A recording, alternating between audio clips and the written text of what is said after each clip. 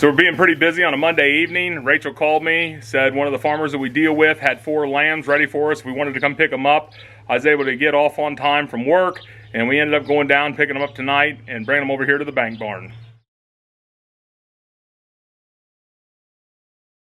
So we ended up picking up these 4 lambs, got them unloaded here in the bank barn, got them in a good sized pen for them. Tonight I'm just going to go ahead, fill their hay rack up, and I gave them 2 buckets there of fresh water.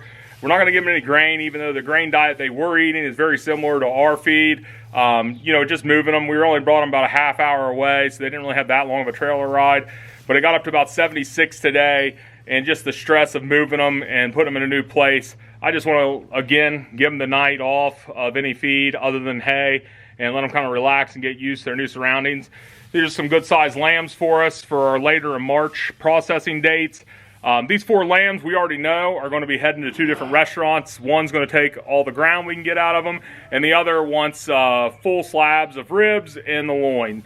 So it's going to kind of fit our need before the farmer's market. We'll be able to get just specialty cuts completely out of all 4 of these and get them over to our restaurants that we deal with, which will be nice for them and for us, because with these lambs and their size, we fed out a lot of lambs from this farm before. I know in that amount of time that we'll be able to get some really good finish on these cuts and on these lambs. And that's the thing, these lambs were born about mid-December, and so they're about 4 to 6 weeks older than the lambs that we have at our house. They're a little bit bigger than ours. A lot of the same genetics through the maternal side.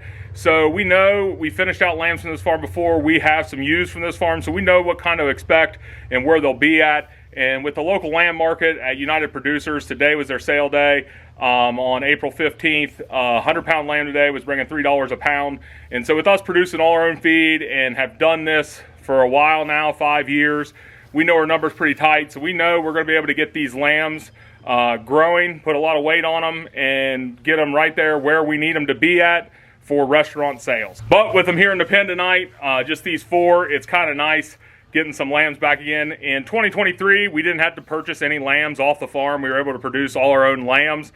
But with Rachel going out and picking up a couple new contracts for meat, basically distributors, and a couple of new restaurants, we're really needing to start kicking up production again and feeding out a lot more lambs throughout the summer that we purchased from other farms, and basically also start expanding our flock back up to a larger number again to help produce enough lambs to fulfill our needs. But I'm going to go ahead and let these guys be for the night, let them settle in their new spot, and I'll be back first thing in the morning to check on them.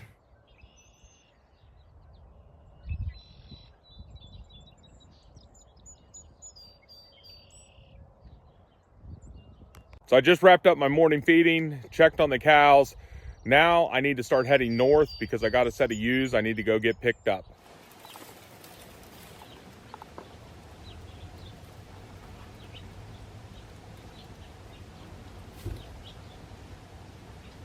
So we made it back here to the bank barn. The trip only took me about 6 hours to go up there and come back. It was up by Lake Erie almost, so pretty easy drive, not too bad getting there and back on a Saturday. But these are the 5 ewe lambs that I ended up bringing home. So one of the reasons why we went up there to pick up these ewe lambs, currently our flock is made up of about little more than a third to almost a half is registered Suffolks. And then the rest is weather type ewes, like crossbred ewes, club lamb ewes. And all of those ewes have primarily came from one producer. So our genetics are extremely localized, meaning all of our ewes have came from the same producer, so they all share similar backgrounds in a way.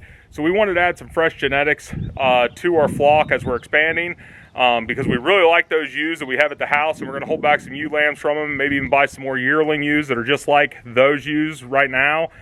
So we just wanted to add some different genetics, and we really like the look of these lambs.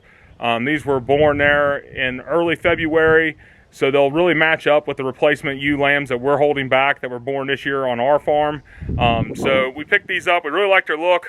We looked through this producer's past pictures and past lambs that he's produced, and we really liked the way their lambs finished out, and so we really feel like we will be able to dual purpose these lambs going forward that these ewes are able to produce for us, while also bringing some different genetics to our flock. One really cool thing is two of these ewes are what they consider blue in color. They're that darker smoky black where when you shear them they almost have a blue hue to them. I really think that's cool. I'm kind of excited to get a couple of those. We've had one black ewe before that was kind of like that, but she prolapsed right when she had her first lamb, so we ended up shipping her. So now I'm able to get a couple more of those to add a little bit different look into our flock.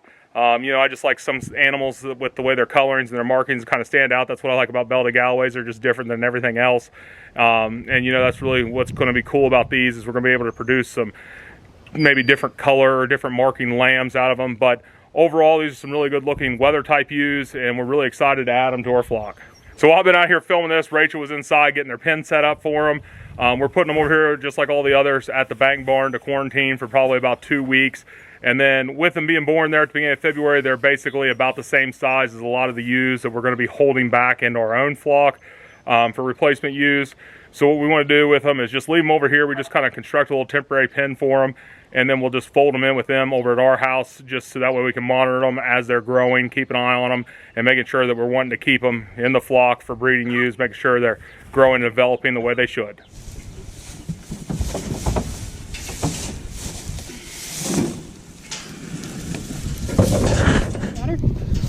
Got the door? Yep.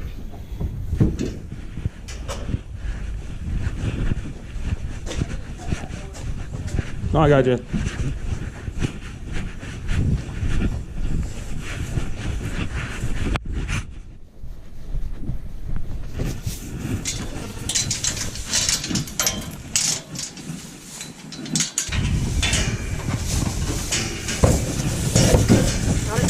Got her.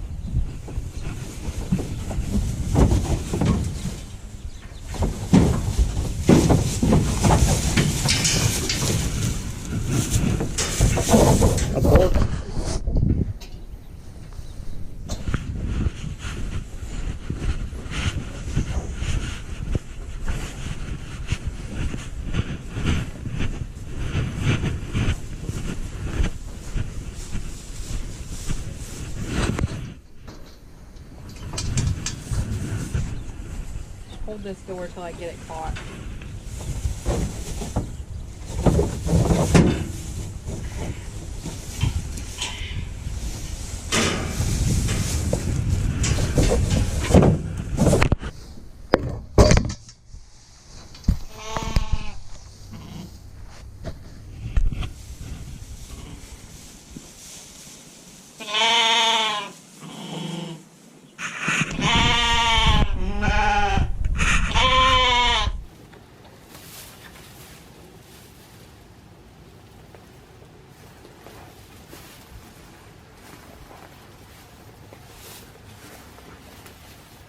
It's pretty easy getting them unloaded. It's probably easier doing it the way we did it than trying to like bring the ramp and setting it up and trying to run them down the ramp. I mean, these guys are right now probably like 10 weeks or so old, right in that range.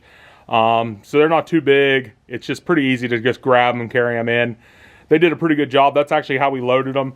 He got in and just grabbed them and handed them over to me, and I carried them out to the truck. This one right out here, this front one, this 24111, this is the one that, you know, that's the kind that I think is very interesting, just because it's just a different look. It'll kind of always be that smoky colored lamb. You know, I just think it's really cool. We get one of those, but really like just the way it looks. So far, me and Rachel are really impressed with the way these lambs look and behave. They're being pretty calm, really. You could kind of see them. They were bond just over to the other set of ewes that we brought in this week. But like I said, we'll just see how these guys are doing over here for a couple weeks before we get them back over to the house and mix them in with our other ewes that we have there, and then the ewe lambs that we're going to be holding back for replacement ewes. I just scared them off the hay here just by walking over. They're still a little skittish.